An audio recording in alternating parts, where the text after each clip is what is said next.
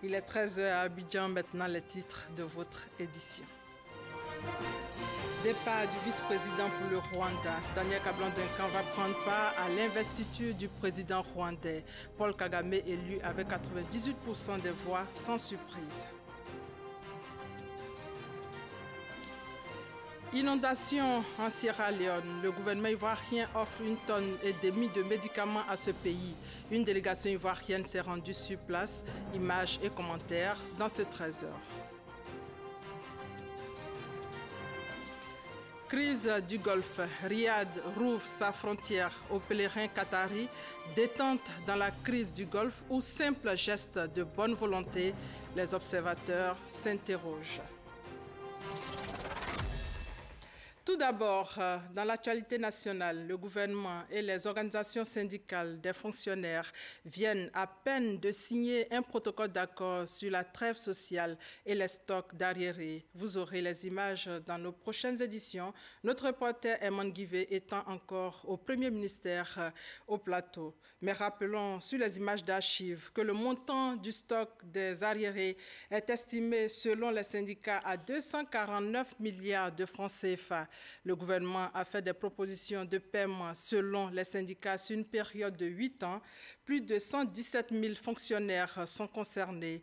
La signature ce matin d'un accord gouvernement-syndicat de fonctionnaires est l'aboutissement d'une longue période de négociation entre les deux parties. En image, le vice-président Daniel Kablan-Duncan a quitté tout à l'heure Abidjan pour le Rwanda. Il va prendre part à l'investiture de Paul Kagame. Le chef de l'État rwandais a obtenu une victoire écrasante à l'élection présidentielle en étant réélu avec plus de 98% des voix. Au Premier ministère, le nouveau représentant résident du Fonds monétaire international en Côte d'Ivoire a été reçu par le chef du gouvernement, Amadou Gon Coulibaly. Le Fonds monétaire international salue le succès de la mission de mobilisation de ressources Eurobond 2017, mission conduite en juin dernier par le Premier ministre. Le point avec Eman Guivé. C'est dans l'après-midi de ce mercredi 16 août que le représentant résident du Fonds monétaire international en Côte d'Ivoire, José Gijon, est reçu par le Premier ministre, ministre du Budget et du portefeuille de l'État, chef du gouvernement, Amadou Gon Coulibaly. José Gijon, nouveau représentant du Fonds monétaire international en Côte d'Ivoire, venu se présenter officiellement au Premier ministre, Amadou Gon Coulibaly. On a discuté en grande ligne des relations entre le FMI et la Côte d'Ivoire, qui sont d'excellentes relations, pas simplement au niveau programme, mais aussi au niveau assistance technique. Et on a échangé essentiellement sur ces questions. Le FMI a toujours appuyé la Côte d'Ivoire sur ces questions particulières de l'eurobond. Il y a eu déjà des discussions approfondies entre les autorités sur ces questions, et ça a été tout dans le cadre de ces relations du programme financier avec le Fonds. On a eu des discussions très fluides, et évidemment on a soutenu ces efforts de la part des autorités. Partenaire privilégié de la Côte d'Ivoire, le Fonds monétaire international entend davantage travailler au raffermissement de la collaboration économique qui existe entre la Côte d'Ivoire et l'institution financière internationale. Le ministre de la Défense au Congo-Brazzaville, Ahmed Bakayoko, représentait le chef de l'État au 57e anniversaire de l'indépendance du Congo, événement marqué par un grand défilé. Le commentaire d'Abou Sanogo. Je vous demande très respectueusement l'autorisation de commencer le défilé marquant le 57e anniversaire de l'indépendance de la République du Congo. Après le commandant des troupes, c'est par une adresse du président de la République du Congo, Denis Sassou Nguesso, que le défilé militaire marquant le 57e anniversaire de l'indépendance de la République du Congo a débuté au boulevard du Mandingo. Étendards et fanions, et vous autorise à commencer le défilé. Exécution de l'hymne national, passage en revue des troupes suivi de 21 coups de canon, Tout était fin prêt pour le démarrage du défilé militaire qui s'est déroulé en présence du ministre d'État, ministre de la Défense Ahmed Bakayoko, qui représentait le chef de l'État Alassane Ouattara à cette grande cérémonie. Ce grand défilé donnait la priorité aux forces publiques et aux forces armées congolaises. Pour les forces publiques, les troupes d'honneur étaient en tête suivies des 3 détachements des corps des forces armées, de la gendarmerie, de la police et les écoles des forces armées congolaises. Quant aux forces armées, 11 détachements ont pris part au défilé avec des détachements motorisés. La dernière partie était consacrée au défilé civil. À cette commémoration, on notait la présence de plusieurs ambassadeurs accrédités au Congo qui a obtenu son indépendance le 15 août 1960. Le gouvernement ivoirien apporte son soutien à la Sierra Leone. La Côte d'Ivoire offre 1,5 tonne de médicaments 24 heures après l'appel à l'aide internationale lancé par le président sierra-léonais Ernest Bai Koroma. Rappelons que le glissement de terrain survenu lundi dernier à Freetown a occasionné plus de 300 morts. Mamadou Kouassi, notre envoyé spécial. La Côte d'Ivoire, solidaire de la Sierra Leone. Après le drame qui a frappé ce pays de l'Afrique de l'Ouest, le gouvernement ivoirien vole à son secours suite à l'appel lancé par son président Ernest Bai Koroma. La délégation ivoirienne, conduite par le ministre de l'économie et des finances Adama Koné, est allée transmettre le message de compassion et de soutien du président de la République Alassane Ouattara et du peuple ivoirien aux autorités sierra-léonaises. Le gouvernement ivoirien apporte au peuple sierra-léonais une assistance financière, technique et médicale. Le président de la République a bien voulu mandater une délégation de haut niveau pour venir donc exprimer son soutien au président de la République et à tout le peuple. Et en guise de soutien matériel, le président de la République a bien voulu donc leur offrir 1,5 tonne de médicaments. Donc notre présence ici, c'est un acte humanitaire, un acte de solidarité, un acte de soutien à un peuple frère qui est éprouvé. Mais le soutien technique, vous savez, en matière de catastrophe, il faut mettre en place donc un plan de gestion de cette crise-là. Donc le peuple ivoirien également est disposé à offrir donc son expertise pour permettre donc à la Sierra Leone de gérer cette situation de crise. Le président Dr Ernest Bai Koroma s'est réjoui de la démarche des autorités ivoiriennes avant de traduire la reconnaissance du peuple sierra-léonais au président de la République Alassane Ouattara, à son gouvernement ainsi qu'à l'ensemble des Ivoiriens pour ce dont il va renforcer les actions du plan d'urgence mis en place. J'adresse à son Excellence au Président, à travers vous, les remerciements de la population, du gouvernement et de la population sierra-léonaise. Et nous espérons que de telles coopérations, collaborations et la solidarité va être renforcée. C'est une catastrophe sans précédent qui est survenue dans notre pays. Donc nous avons perdu, ces catastrophes a fait des centaines de victimes et également beaucoup de sans-abri et beaucoup de milliers de déplacés. Mais en tout cas, nous prenons les dispositions utiles dans le cadre des recouvrements. Il faut rappeler que Freetown, la capitale de la Sierra Leone, a été frappée par une tragédie dans la nuit du dimanche 13 au lundi 14 août dernier. Plus de 300 personnes sont mortes suite à une inondation et une coulée de boue, avec des milliers de sans-abri, sous une pluie qui continue de tomber sur la capitale sierra-léonaise. Solidarité donc, compassion, soutien. L'aide internationale commence à arriver en Sierra Leone après l'appel du président Bai Koroma. Les recherches continuent pour retrouver les 600 disparus après les inondations qui ont fait plus de 300 morts lundi dernier à Freetown. La candidature de la Côte d'Ivoire pour l'organisation du Forum AGOA en 2019 a été annoncée, vous le savez, au cours de la 16e édition du même forum. C'était à Lomé. De retour de la capitale togolaise, le ministre du Commerce, Diarasouba Souleymane, situe les enjeux de l'événement pour la Côte d'Ivoire. Le reportage de Noël Niagno. En 2019, la Côte d'Ivoire va abriter pour la première fois l'organisation du Forum international de l'African Growth Opportunity Act, AGOA. En attendant la validation de cette candidature par l'administration américaine, le gouvernement ivoirien s'active parce que les enjeux sont énormes.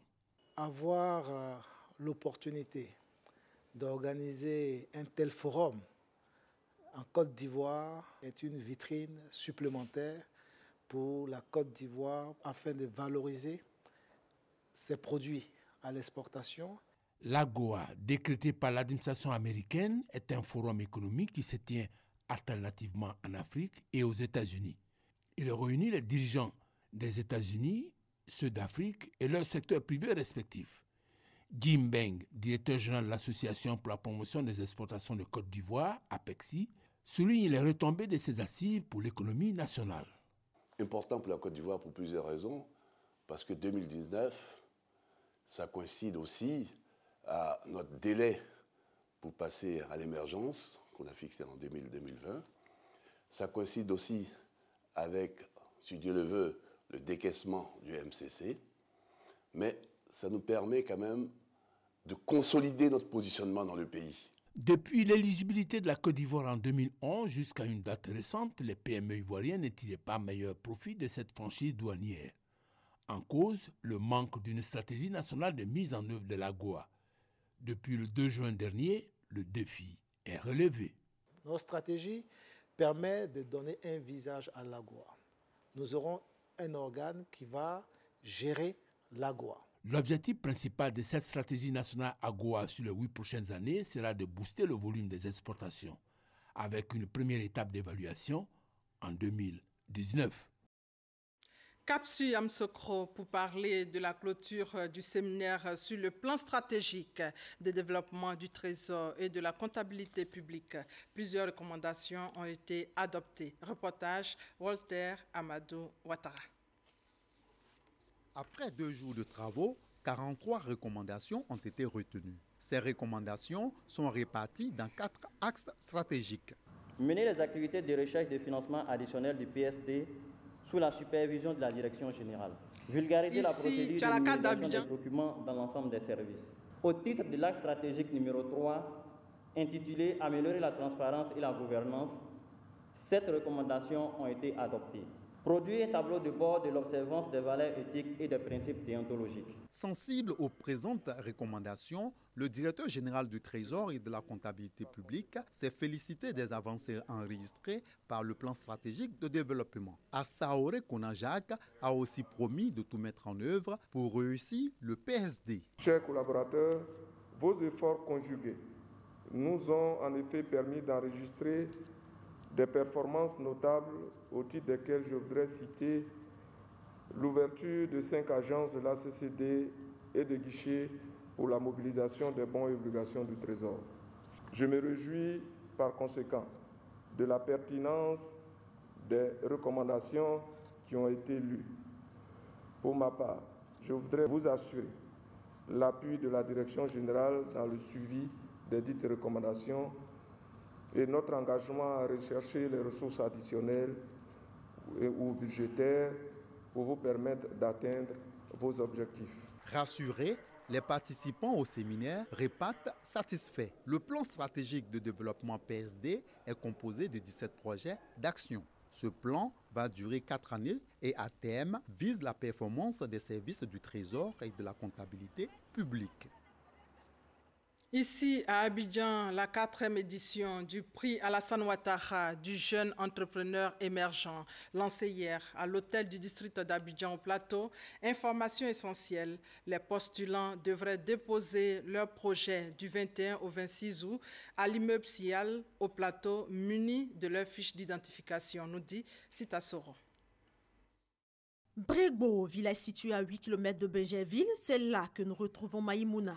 L'élevage des porcs, sa passion. Dans sa porcherie, on peut dénombrer une 50aine de têtes. Nous avons acheté les bêtes. Nous avons acheté 10 femelles, un verra. Et nous avons aussi acheté des porcelets engraissés. Nous avons donc commencé avec 40 têtes. Mais bon, au jour d'aujourd'hui, nous avons les 10 truies sont pleines. Nous avons eu déjà 3 mises bas. Nous avons donc 16 porcelets en plus. Pour en arriver là, Maïmouna et nombre d'autres jeunes ont bénéficié du prix Alassane Ouattara du jeune entrepreneur émergent. Un concours qui vise à financer les projets de jeunes entrepreneurs. Le gouvernement a activé tous les leviers pour accélérer la création d'emplois et nous entendons pour notre part sensibiliser les jeunes à l'entrepreneuriat. Le district autonome d'Abidjan, grâce à des actions concrètes comme le prix Alassane Ouattara du jeune entrepreneur émergent, veut stimuler l'émergence d'une jeunesse entreprenante. Les jeunes doivent créer leurs propres entreprises pour donner du travail à d'autres jeunes.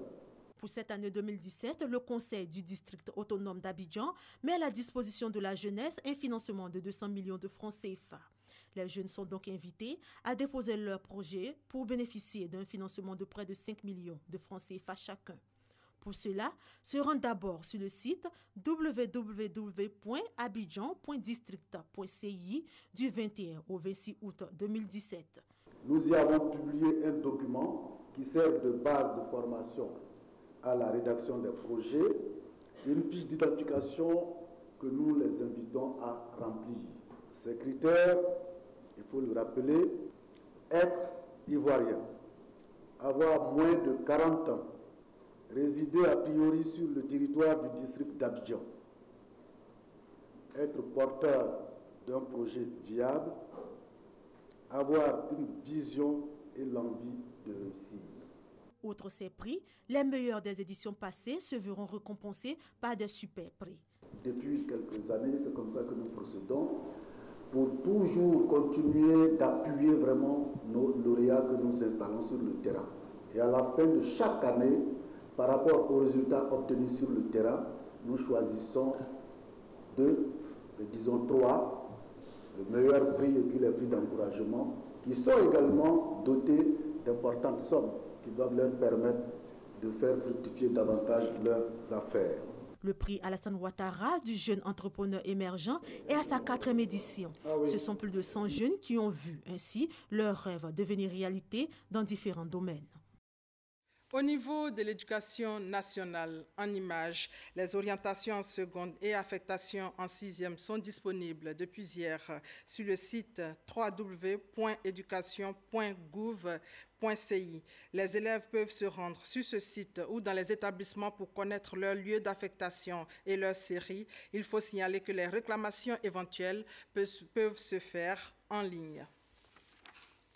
Cérémonie de récompense des lauréats de la 20e édition de la recherche de l'excellence en milieu scolaire. 36 meilleurs élèves issus des établissements scolaires de 11 communes du pays ont été primés à Yamoussoukro. Reportage Walter Amadou Ouattara. Lutter contre la violence et promouvoir l'excellence à l'école, tels sont entre autres les objectifs que s'assignent les initiateurs du prix Félix Houphouët-Boigny pour la recherche de l'excellence en milieu scolaire. La cérémonie de récompense de la 20e édition du dit prix s'est tenue à Yamoussoukro à la Fondation Félix Houphouët-Boigny pour la recherche de la paix. En 20 ans d'existence, la volonté des initiateurs ne s'est pas effritée, mais les difficultés minent le bon fonctionnement de leurs actions en faveur de l'éclosion de l'éminence grise. Les difficultés, c'est que nous n'avions pas vraiment les moyens. Et puis, nous sommes refusés par moments par des personnalités à qui nous avons confiance pour nous appuyer, surtout dans les communes, les villes et autres. Le Conseil ivoirien de la jeunesse, CIJ, a aussi institué le prix Kodjes Opoumou en l'honneur de cette avocate internationale de nationalité ivoirienne. Cette avocate est choisie comme modèle de réussite afin de sensibiliser exclusivement les jeunes filles sur les maux qui entravent leur évolution scolaire. J'étais la première lauréate de ce prix en 1967. Tous les enfants qui veulent réussir aujourd'hui, ils ont la possibilité de réussir. Simplement parce qu'ils ont un cadre plus favorable, créé depuis fort longtemps par le président Félix Houphouët-Boigny, avec ceux qui l'ont succédé, et qui aujourd'hui est entretenu par le président Alassane Ouattara. 492 élèves issus d'environ 11 communes du pays ont pris part à cette 20e édition. Cette année, les 2 super prix ont été décernés à Koulibaly, élève en classe de 5e au collège moderne à Nandor d'Abobo, et Kofi Faouzia en classe de première A2 au lycée Thérèse de Koumassi. Les autorités présentes ont salué et encouragé cette initiative. Et on s'intéresse ici à Abidjan à l'insertion socio-professionnelle de la jeunesse. C'est un reportage de Frédéric Oulaï et d'Abou Sanogo. Selon les dernières statistiques du recensement de la population ivoirienne, la jeunesse est estimée à 77,7%, une tranche de la population majoritaire, mais confrontée au problème de l'employabilité. Au moment où le monde entier célèbre la Journée internationale de la jeunesse, celle de la Côte d'Ivoire réfléchit sur les stratégies de son insertion socio-professionnelle, d'où la tenue du rendez-vous de la jeunesse, initié par l'Association des écrivains de Côte d'Ivoire. Alors nous disons que si les jeunes sont entrepreneurs, si les jeunes décident de tourner la page, si les jeunes décident d'être des jeunes excellents qui se mettent au-dessus du lot, des jeunes qui changent de mentalité, la Côte d'Ivoire se développera. L'acte 7, la 7e rencontre, se célèbre à la Journée internationale de la jeunesse. L'idée qui est derrière, c'est permettre que les jeunes soient de véritables leaders qui apportent un changement notable et tangible à la Côte d'Ivoire, notre très cher beau pays. Un rendez-vous de débat, d'échange autour du thème « Comment créer de la valeur et de la richesse avec les clubs d'investissement ?» Une clé à la problématique de l'emploi. Les clubs d'investissement qui sont un mécanisme d'inclusion financière, mais aussi un mécanisme d'entrepreneuriat concret et qui permet donc de résoudre un problème, le problème justement de favoriser l'émancipation de la population, de la jeunesse en fait, leur donner de l'espoir aussi derrière. Mais l'une des raisons aussi, c'est de permettre de bâtir en fait leur propre avenir. Présent à cette rencontre de la jeunesse, les responsables d'entreprises ont partagé leurs expertises avec les jeunes en quête de formation et d'emploi. Mais aujourd'hui, avec toutes ces informations, on voit qu'on a des outils essentiels pour pouvoir affronter les réalités de la vie et pour pouvoir aussi se faire une place dans la société. J'ai vraiment des projets, je veux vraiment m'investir dans l'entrepreneuriat, mais pour l'instant, je suis en train d'apprendre. La jeunesse a été exhortée à mutualiser ses potentialités intellectuelles et financières en vue de se constituer en club d'investissement. Et après la réflexion sur l'insertion socio-professionnelle de la jeunesse, nous allons parler maintenant du lancement du programme international du mérite avec Frédéric Ouraï et Abou Sanogo. Implanté dans plus de 140 pays à travers le monde, le programme international du mérite a repris ses activités en Côte d'Ivoire en 2012. Et il s'agit pour ce programme piloté par l'ONG du mérite international de la jeunesse de Côte d'Ivoire de permettre aux jeunes de se réaliser dans 4 secteurs d'activité. Tout jeune, même vous-même, il y a des talents en vous et que généralement on ignore ces talents, on les bafoue. Et généralement, on n'écoute pas son intérieur. Donc, en écoutant son intérieur, on voit que le jeune a des aptitudes, a des capacités de faire quelque chose. Et le fait de chercher loin, il ignore ce dont il y a en lui. Et donc, dans le programme de mérite, nous permettons, nous encourageons, nous sensibilisons les jeunes à extérioriser le talent qui est en lui afin de les mettre en pratique pour que ça soit une activité professionnelle. Des conventions ont été signées entre le ministère de la Promotion, de l'Emploi des Jeunes et du Service civique et le programme international du mérite en vue de renforcer les capacités. L'un des leviers très pertinents, outil opérationnel, c'est le mérite international qui est déjà opérationnel dans plusieurs pays du monde entier, qui était opérationnel en Côte d'Ivoire et que nous relançons aujourd'hui, bien sûr, avec le concours de l'ambassade de Grande-Bretagne ici en Côte d'Ivoire et puis l'ONG du mérite international. Cet outil permet d'engager les jeunes sur des chantiers communautaires en mettant en avant son altruisme, son esprit sportif et son esprit des disciplines. Avec plus de 5000 Ivoiriens inscrits, ce programme prépare la jeunesse à la vie d'adulte selon l'ambassadeur de l'Angleterre en Côte d'Ivoire. Des personnes sont formées pour l'encadrement des jeunes inscrits et ils ont reçu des sous-licences. Ce programme a 4 différents secteurs. Il y a l'altruisme, l'aptitude et intérêt, le loisir sportif et l'expédition. Quand tu finis de passer ces différents secteurs, tu as un mérite à la fin. C'est un programme qui est vraiment très très instructif pour nous les jeunes, surtout parce que c'est le programme qui nous concerne. Et voilà, donc avec ce programme, on a l'occasion de pouvoir se rendre utile à la nation, de pouvoir se rendre utile à la population et surtout de pouvoir se rendre utile à notre Afrique. Le programme international du mérite est une lucarne. Le programme international du mérite est une lucarne pour prôner l'excellence dans les différents domaines concernés. Au cours de sa mise en œuvre, 3 niveaux sont à affranchir, selon la durée de l'exécution notamment. Le bronze qui dure 6 mois, l'argent 12 mois et l'or 18 mois. Un film institutionnel pour lutter contre l'apatridie. C'est une campagne de sensibilisation lancée par le ministère des Affaires étrangères à travers le service d'aide et d'assistance aux réfugiés. Le film intitulé « Déclarons nos enfants » a une durée de 13 minutes. Il a coûté près de 8 millions de francs CFA. Michel Digré. C'est une production audiovisuelle d'une trentaine de minutes qui devrait faire bouger les lignes dans la lutte contre l'apatridie en Côte d'Ivoire. Ce film décrit les risques encourus par les apatrides, des personnes sans nationalité, privées de beaucoup de droits fondamentaux. L'une des raisons de leur malheur, la non-déclaration de leur naissance à l'état civil. Donc on pourrait estimer au total à près de 3 millions d'enfants qui seraient en besoin d'avoir un extrait de naissance. Mais à côté de ces 3 millions d'enfants qui sont en besoin d'avoir un extrait de naissance, il faut oublier souvent les parents. Parce que souvent les parents ne déclarent pas les naissances des enfants parce qu'eux-mêmes, les parents, n'ont pas d'extrait de naissance. Et donc le problème se pose avec beaucoup plus d'acuité pour les parents de ces enfants. Donc à la fois, on étend nos actions sur les enfants, mais aussi il faut accroître ces actions-là au niveau des parents. Et donc permettre aux parents qui n'ont pas d'extrait de naissance, qui n'ont pas de jugement supplétif, de pouvoir avoir un jugement supplétif et donc de pouvoir avoir une identité. Le film indique la voie à suivre pour l'obtention d'un jugement supplétif. Une fois que le délai de 3 mois passé, que les parents n'ont pas pu faire la déclaration de naissance de l'enfant, les parents doivent rapidement se rapprocher de la justice, du tribunal le plus proche, de la session du tribunal le plus proche, et avec le procureur ou les agents, les fonctionnaires de la justice, ils pourront voir dans quelle mesure est-ce qu'on pourrait faire établir pour cet enfant un jugement supplétif. Le jugement supplétif, pour l'établir pour les enfants, est quasiment gratuit. Je pense au bas mot 5 500 voire 6 000 francs CFA à dépenser par les parents, alors que la déclaration, elle est gratuite. Donc, il vaut mieux inviter les parents beaucoup plus à faire la déclaration dans les délais que plutôt qu'avoir recours au jugement supplétif. Le Haut Commissariat des Nations Unies pour les réfugiés estime à 1 million le nombre d'apatrides en Afrique de l'Ouest. Environ 700 000 ont été recensés en Côte d'Ivoire.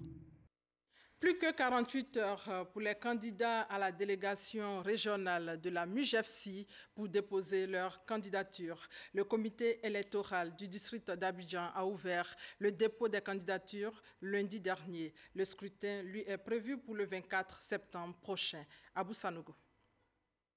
Le lundi 14 août marque l'ouverture du dépôt des dossiers de candidature au poste de délégués régionaux de la Mutuelle Générale des fonctionnaires et agents de l'État de Côte d'Ivoire, MUJEFSI. Selon le comité électoral local du district d'Abidjan, cette offre s'applique à tous les mutualistes à jour. Les candidats sont amenés à retirer la fiche de déclaration de candidature.